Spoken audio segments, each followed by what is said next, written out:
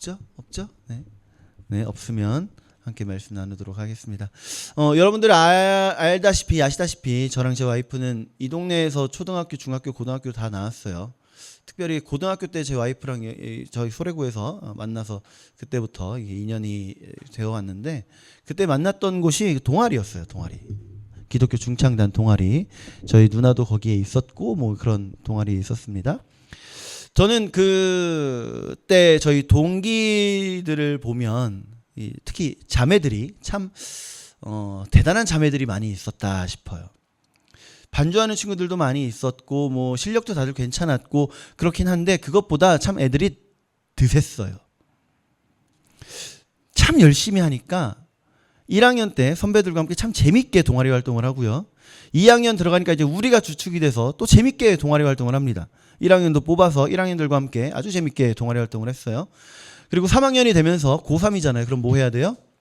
공부해야 되는데 거기 있는 대부분의 그 자매들은 피아노를 전공하는 자매들이었기 때문인지 모르겠지만 공부를 할 생각은 안 하고 동아리 활동을 또 열심히 했어요. 저도 수시 합격한 상태였기 때문에 동아리 활동을 열심히 했어요. 그랬더니 무슨 일이 벌어지냐면, 저희보다 한 학년 아래에 있는 후배들이 우리가 2학년이 됐을 때 그 친구들에게 2학년 되면 어떻게 해야 되는지를 보여줘야 되고, 우리가 3학년이 됐을 때 2학년이 된 그 친구들을 밀어줬어야 되고, 3학년이 우리가 졸업하고 나면 그들이 이제 활동할 수 있도록 이게 보탬이 되어줘야 되는데, 1학년, 2학년, 3학년 되는 동안에 저희는 우리가 다 해먹었어요. 그래서 어떻게 됐냐면 2년 후에 동아리가 사라졌습니다. 다른 그 생각을 하는 친구들도 만나보니까 있더라고요. 우리 때문이 아니다 이렇게 얘기하는 친구들도 있더라고요. 근데 저는 아무리 봐도 우리가 하면서 보여주지 못한 탓이 있다라는 생각을 합니다. 오늘 5월 첫 주죠. 오늘이 5월 첫 주입니다. 첫 주 5월 첫 주는 무슨 주일일까요? 네, 어린이 주일이에요. 일명 꽃주일이라고도 부르는 어린이 주일입니다. 우리 교회는 어린이가 없어서 참 감사해야 되나요? 아쉬워야 되는데 선물 안 줘도 된다는 거에 있어서 참 감사하다는 느낌이 드는 건 어쩔 수가 없네요. 아쉽습니다. 근데 어쨌든 대한민국의 수많은 교회들이 아이들을 잃어가고 있어요. 우리 교회는 이제 뭐 시작한 지 몇 년 안 됐으니까 그럴 수 있다고 쳐요. 근데 대형 교회들에서도 아이들이 빠져나가고 있어요. 아이들만이 아니라, 어린이만이 아니라 학생들, 청년들, 뭐 지금 저의 다음 세대라고 할 수 있는 뭐 이제 20, 30대 청년들, 네, 다 빠져나가고 있죠. 이대로 가다가는 오늘 본문 말씀에서 여러분 느꼈을지 모르겠어요. 다음 세대라고 표현하지 않으셨어요. 말씀에는 다른 세대라고 표현을 했어요. 우리의 다음 세대가 다음 세대가 되는 게 아니라 다른 세대가 될까봐 너무 두렵습니다. 오늘 본문에는 그럼 어쩌다가 다음 세대가 아니라 다른 세대가 됐는지 한번 우리 말씀을 좀 나눠보도록 할게요. 우리가 금요일에는 출애굽기를 보고 있어요. 출애굽기는 출애굽을 한, 애굽에서 빠져나온 1세대들이 40년을 광야에서 돌잖아요.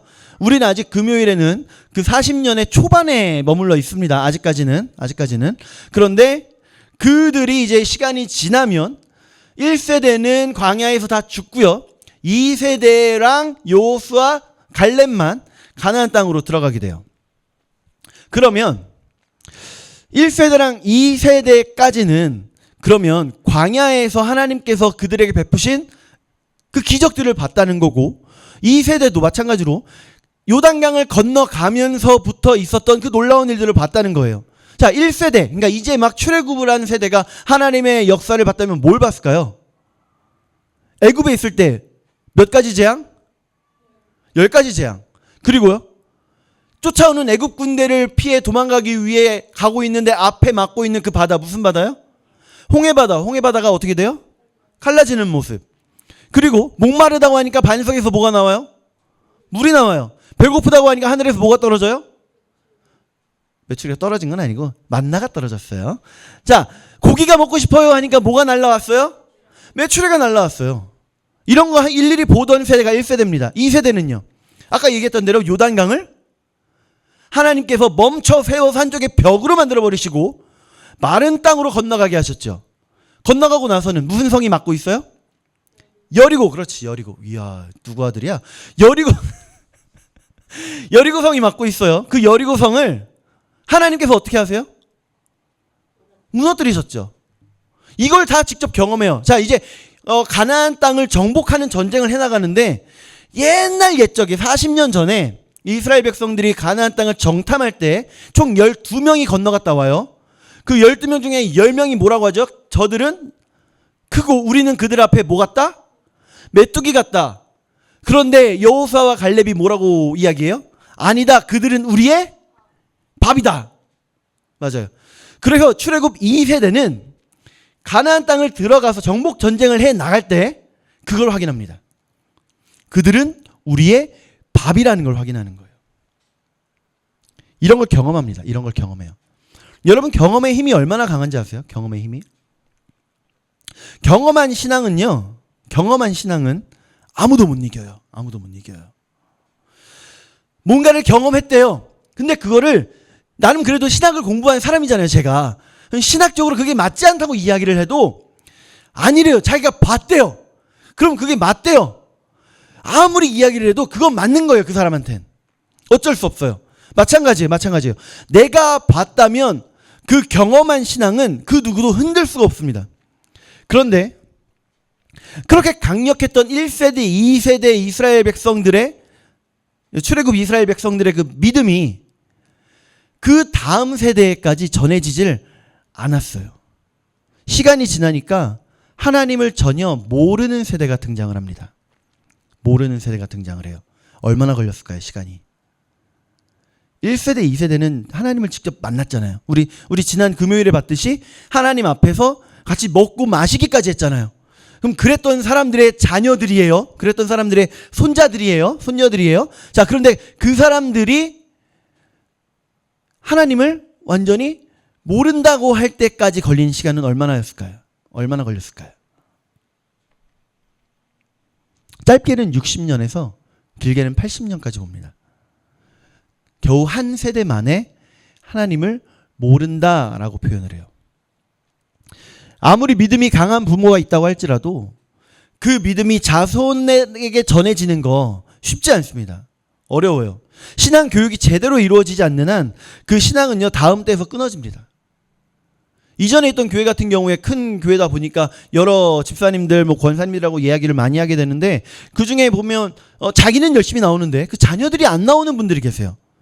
아니 왜 요즘 안 보여요? 라고 이야기를 하면 요즘 고3이라 대학교 가더니 제 말 안 들어요.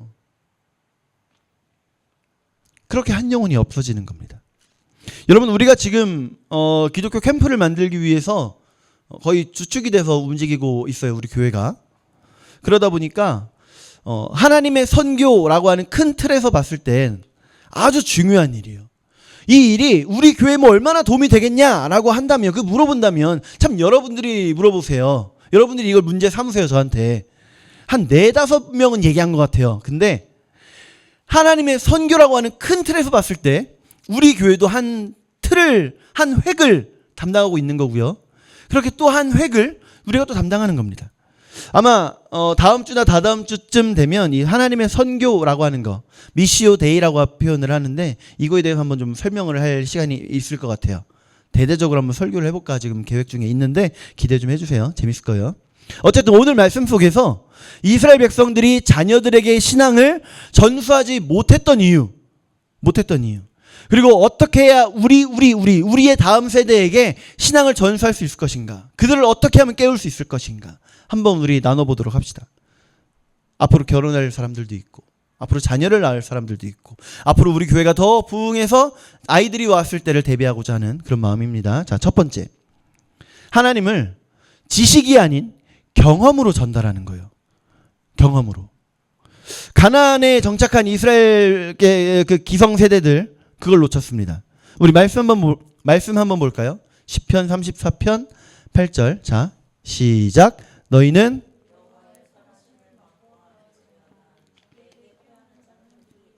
아멘. 사사기에서는 그 다른 세대가 하나님을 몰랐던 이유, 성경 공부를 안 해서가 아니에요. 성경을 가르치지 않아서가 아닙니다.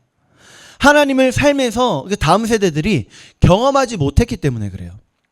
그 앞 세대들은 하나님을 경험함이 참 많았습니다. 일상생활이 하나님을 경험하는 거였으니까요. 낮에는 무슨 기둥이요? 구름 기둥. 밤에는 불 기둥. 언제나 하나님의 임재가 보이니까 말 다 했죠. 얼마 전에 유튜브를 열심히 보다가 쇼츠를 보다가 도라에몽이 나오더라고요. 도라에몽. 여러분 도라에몽 아시나요? 도라에몽? 네, 그래요. 진구의 친구 도라에몽 좀 거대하지만 이 하얀 주머니를 배에 달고 있고 여기서 별의별 아이템이 나오는 그 미래의 손 로봇, 고양이 로봇, 그죠? 그 영상에서 그 도라에몽이 뭘 꺼내냐면 숟가락을 꺼냈어요. 숟가락.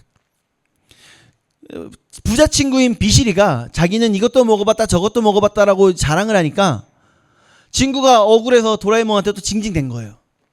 그러니까 도라에몽이 숟가락을 꺼내주는데 이게 무슨 숟가락이냐면 사진에 있는 그 그림에 숟가락을 넣고 빼면 그 사진의 음식이 여기 떠 있는 거예요. 먹어보면 그 맛을 알 수 있어요.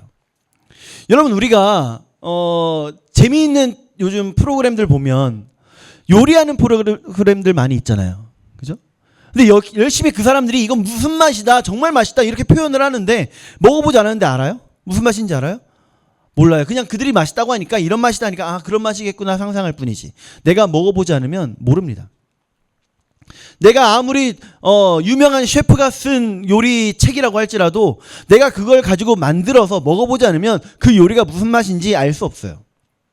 검은 거는 글씨고요. 하얀 건 그냥 종이일 뿐입니다.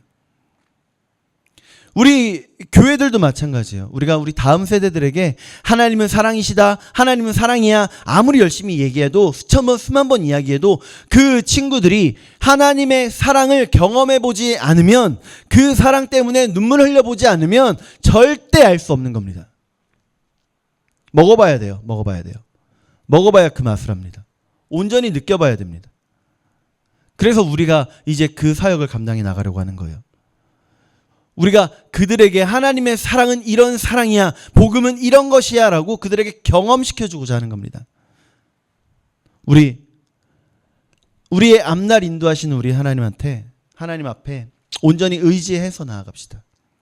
우리의 다음 세대도 의지하고요, 우리 교회도 의지하고요, 나 자신도 의지해서 나아갑시다. 두 번째는요, 이스라엘 백성들은 자신들의 신앙의 흔적을 자녀들에게 충분히 보여주지 못했어요. 우리 신명기 말씀 한번 볼까요? 신명기 4장 9절. 자, 시작. 오직 너는 스스로 삼가며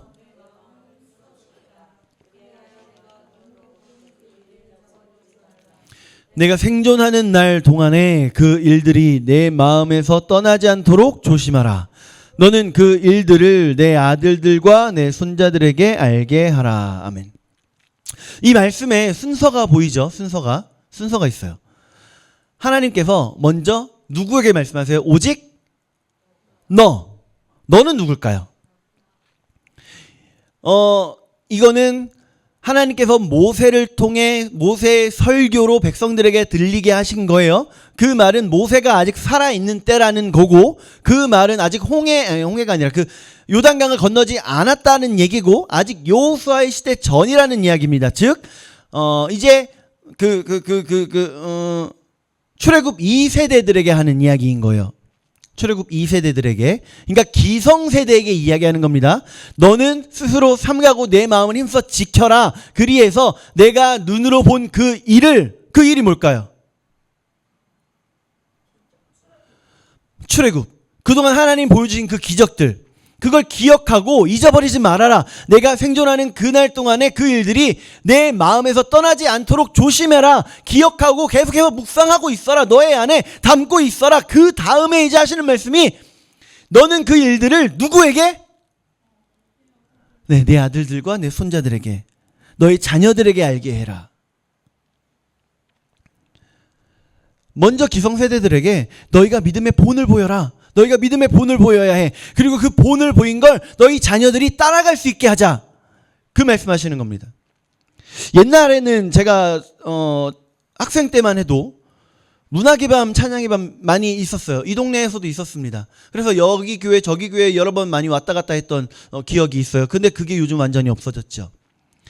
그런 문학의 밤, 찬양의 밤을 준비하는 선배들을 보면서 와 나도 중학교 올라가면, 와 나도 고등학교 올라가면, 와 나도 청년이 되면 저렇게 해야지 저렇게 해야지 이런 꿈을 꾸면서 교회 생활을 했었어요.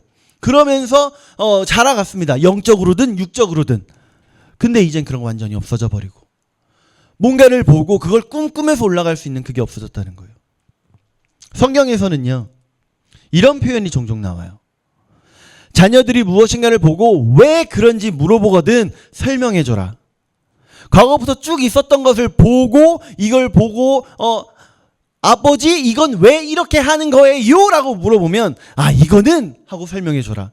아버지 이거는 맨날 여기 이렇게 있던데 이건 뭐예요? 라고 물어보거든 이거는 이러이러한 거야 라고 설명해줘라. 이런 표현들이 나와요. 6월절이 그렇죠. 6월절 만찬을 준비하는 가운데 자녀들이 물어봅니다. 이거 왜 이렇게 하는 거예요? 그럼 이제 대답을 해주라는 거예요. 첫 6월절 때 하나님께서 애굽에 처음 난 것들을 다 치실 때 우리를 넘어가셨던 거 그걸 기념하고자 하는 거야. 또 처음 난 것을 하나님 앞에 드리는 걸 보고 아버지 이건 왜 이렇게 하시는 거예요? 라고 물어보면 그 처음 난 것을 넘어가셨기 때문에 처음 난 것을 하나님께 우리가 드리는 거야 라고 설명해 주는 겁니다. 요단강 건너가고 나서 돌무더기를 쌓죠. 그 길을 지나가던 아버지와 아이가 서로 대화를 합니다. 아버지 저 돌무더기는 뭐예요? 우리 조상들이 요단강을 마른 땅으로 건너왔을 때 그 하나님의 은혜를 기억하고자 이렇게 세워놓은 거야. 그걸 가르쳐 주라는 겁니다. 왜요? 그 하나하나가 신앙의 흔적이기 때문에 그래요. 목사님들이 몇 날 며칠을 고민해서 열심히 말씀과 싸워서 설교를 준비한다고 이야기를 하죠.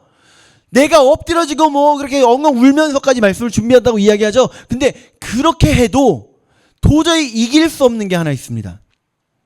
부모님들이 먼저 보여주는 그 신앙의 본. 아무리 열심히 말씀을 준비해서 선포를 하든 대화를 하든 그래도요 내 부모님들이 지금까지 살아오면서 믿음을 지키시고자 했던 그 열정, 그 치열함, 그 하나만을 이길 수 없다는 거예요. 그 하나를 이길 수가 없다라는 겁니다. 여러분 말로 가르치는 데는 한계가 있어요. 나의 삶으로 가르치는 겁니다. 나의 삶으로. 내 삶이 어려움에 빠졌거나 내 삶이 뭔가에 막혀 있을 때 그래서 너무나도 힘들고 너무 어려운 상태에 있을 때 내가 어떻게 하는지를 내 자녀들에게 보여주는 거. 나는 원망하고 불평하고 쓰러져 버리는 그런 모습이 아니라 기도로 이겨내는 그 모습, 기도로 돌파하는 모습, 그 모습이 내 아이들에게, 내 다음 세대들에게, 우리의 다음 세대들에게 시청각 교재가 되어주는 겁니다.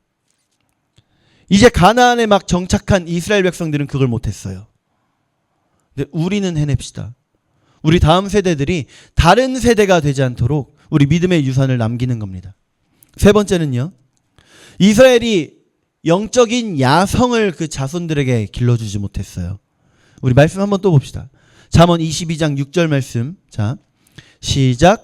마땅히 행할 길을 아이에게 가르치라. 그리하면 늙어도 그것을 떠나지 아니하리라. 아멘. 우리나라 속담에도 이런 거 있죠. 3살 버릇 몇 살까지 간다? 8까지 간다. 자, 그러면 어렸을 때부터 무슨 버릇을 들이면 돼요? 좋은 버릇을 들이면 되죠.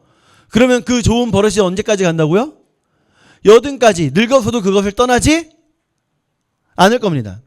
자, 이스라엘이 가나안 땅에 들어갔을 때 그 땅을 본 소감은 어땠을까요? 하나님께서 가나안 땅을 표현하실 때 무슨 땅이라고 표현을 하세요? 뭐가 흐르는 땅? 젖과 꿀이 흐르는 땅. 자, 그러면 요단강 건너서 가나안 땅에 딱 들어갔는데 그들의 눈에 펼쳐진 광경이 과연 젖과 꿀이 흐르는 땅일까요? 그럴까요? 저 북쪽 끝에 갈릴리 호수가 있는 그쪽 땅은 그래도 나름 나무도 있고 풀도 있고 목초지예요. 근데 남쪽으로 내려오면 내려올수록 점점 광야가 시작이 됩니다. 점점 그냥 황량해요. 그런 땅이에요. 물론 건기와 우기가 있어서 우기에 가면 그래도 풀이 좀 있어요. 근데 애굽에 비하면 출애굽한 사람들이잖아요. 애굽에 비하면 말도 안 되게 척박합니다. 애굽은 무슨 강이죠? 나일강. 그렇죠. 나일강에서 물을 끌어다가 관계수로가 가능해요. 곳곳에 열심히 물을 대서 농사 짓는 게 너무 편합니다. 근데 가나안 땅은 안 그래요. 하나님께서 위에서 비를 내려주지 않으시면 그냥 메말라 있는 땅이 가나안 땅이에요. 하나님께서 물을 주지 않으시면 계속 목말라 해야 하는 땅이 가나안 땅이에요. 심지어 비가 내리잖아요.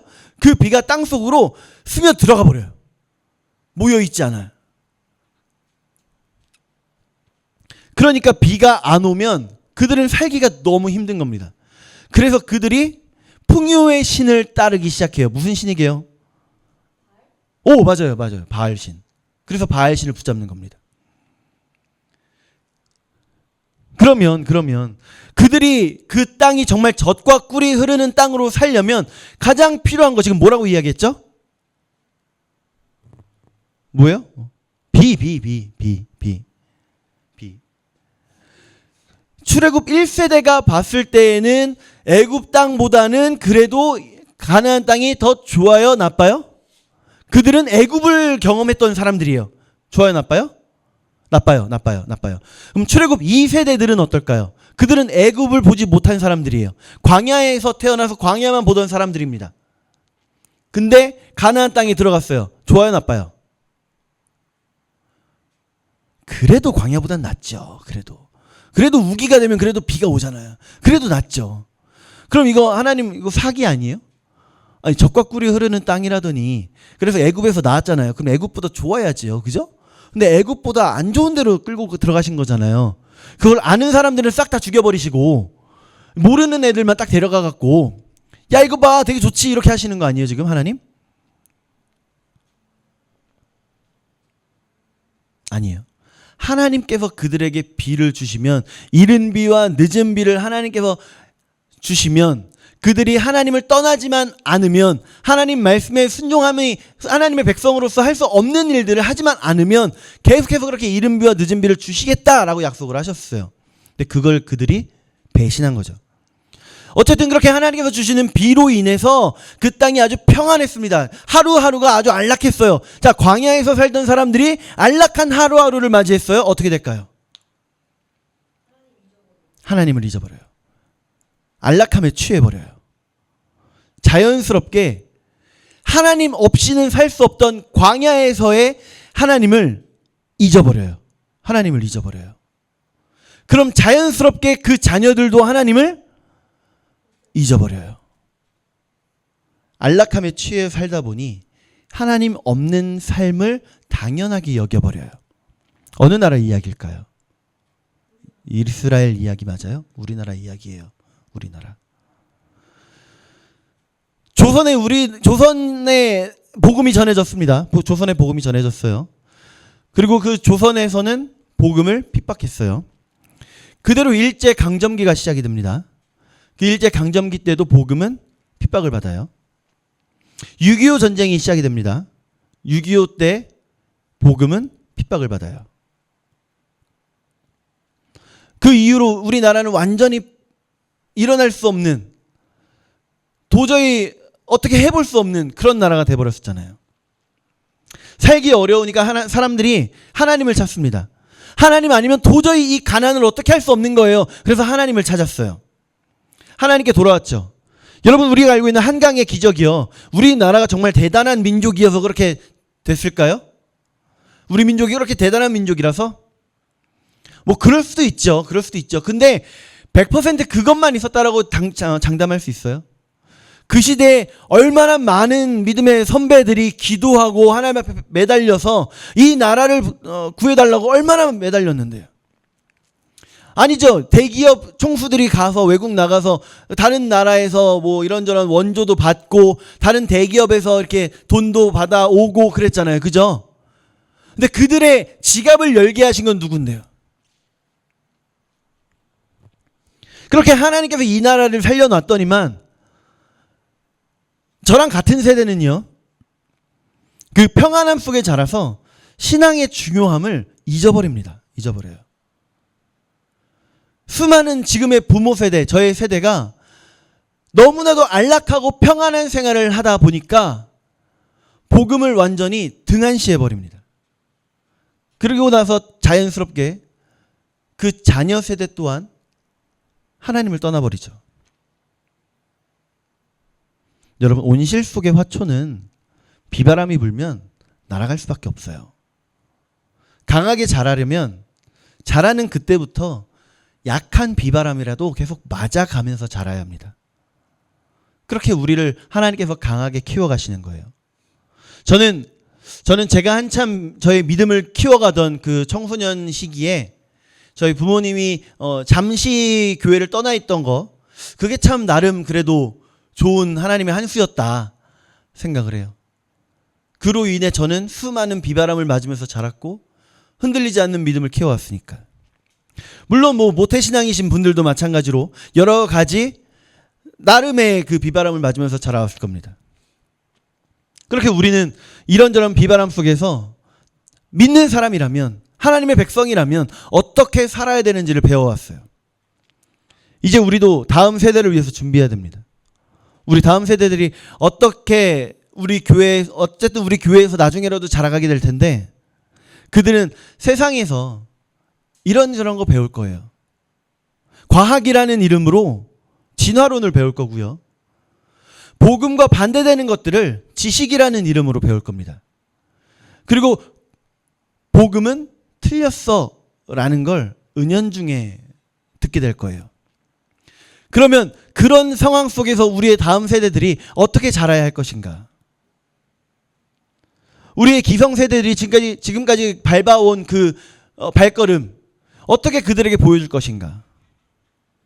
그걸 깨닫게 할 때 그들의 마음의 문이 열릴 겁니다. 그래서 우리가 그 사역을 시작하려고 하는 거예요.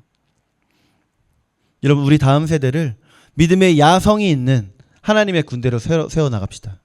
그래서 청소년 캠프 중요해요. 다음 세대에도 한국 교회가 남아 있어 줘야, 그래야 우리 교회도 남아 있는 거니까요. 그냥 신나게 뛰어놀며 찬양하고 그 다음에 지쳐서 조는 그런 캠프가 아니라, 신나게 찬양하고 분위기에 취해서 엉엉 울다가 돌아오는 그런 캠프가 아니라, 저희가 준비하려고 하는 건 복음으로 변화되는 캠프, 복음으로 무장시키는 캠프, 복음으로 감동되고 복음에 푹 젖어서 복음으로 세상을 이기고 복음으로 세상을 정복해가는 다음 세대를 만들어가는 캠프, 우리 그거 준비하려고 합니다. 여러 성도님들께서도 마저 계속해서 기도로 준비 같이 해주시고요. 우리가 멈추면 우리의 다음 세대도 멈춘다라는 마음가짐으로, 우리가 무릎 꿇으면 우리의 다음 세대는 일어난다라는 믿음으로, 우리 귀한 사역에 함께 기도로 동참해 주시기를 간곡히 부탁드립니다. 기도하겠습니다. 하나님 감사합니다.